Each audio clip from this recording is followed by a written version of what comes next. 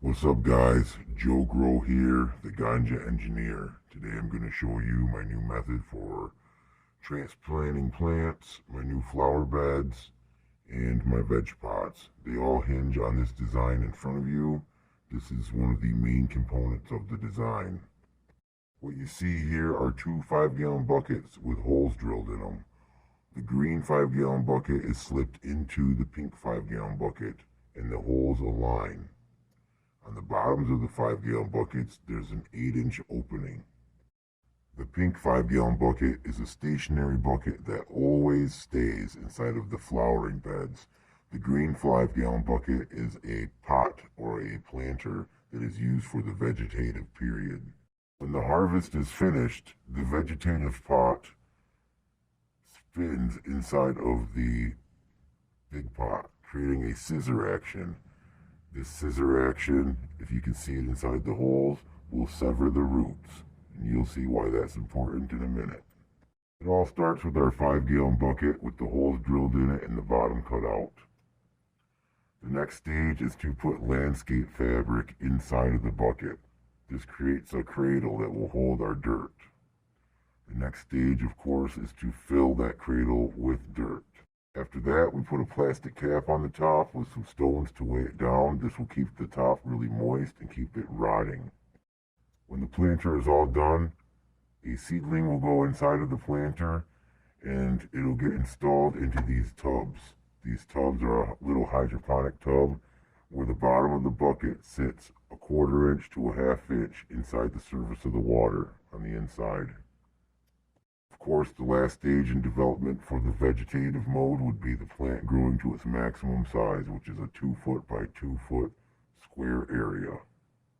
The pots start with 6 pillars of block and some 3-inch angle iron that's cradling the block with some supports. On top of the block frame, we'll put a PVC bin that has a tray underneath the center of it that collects all the water and sends it down to one side through these 3 drain holes.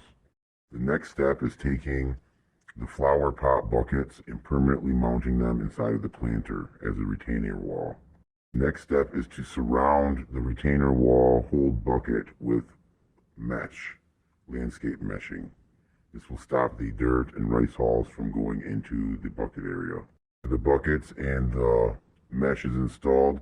We're going to throw 3 inches of rice hulls in the bottom and a 3-inch border of biochar that's going to run underneath the irrigation system.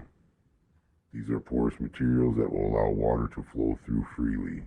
Next step is filling the planter with dirt. The dirt goes up to the top of the bucket planter. As you can see, the dirt will not flow into the bucket. It acts as a retainer wall. The last stage of setup, we add in our irrigation lines, which is this PVC network that runs right over top of the biochar and trickles into the biochar. We add a CO2 updraft exchange, which pulls CO2 through a filter through this PVC and blows cold CO2 from the floor onto the plant leaves. We'll also install our light system and a farming trough from Tractor Supply that fits conveniently under the bottom to catch the water. The trough will have a hose mounted to it and a pump on the inside. The pump will connect back up into this irrigation system, creating a cycling effect. That's it for the setup.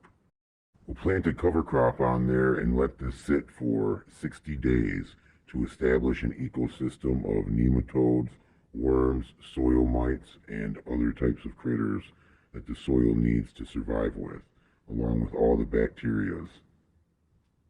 We'll then take our vegging plants and remove them from the irrigation bins. Roots will be dangling out of the bottom. We then line the irrigation, we line the vegetative pots up, and we place them inside of the flowering planters in such a way that the holes on this green bucket align with the holes on the pink bucket so the roots can grow freely into the medium. Irrigation water will come down through the biochar, escape through the rice hulls, up over top of the bucket holes and down into the catch bin, which will constantly run. This can have a duty cycle and on-off cycle, but I'm pretty sure it'll just constantly run. The medium of soil here will be watered by an up-wicking type system. Obviously, when the flower plants are full, you harvest them. This is the important part.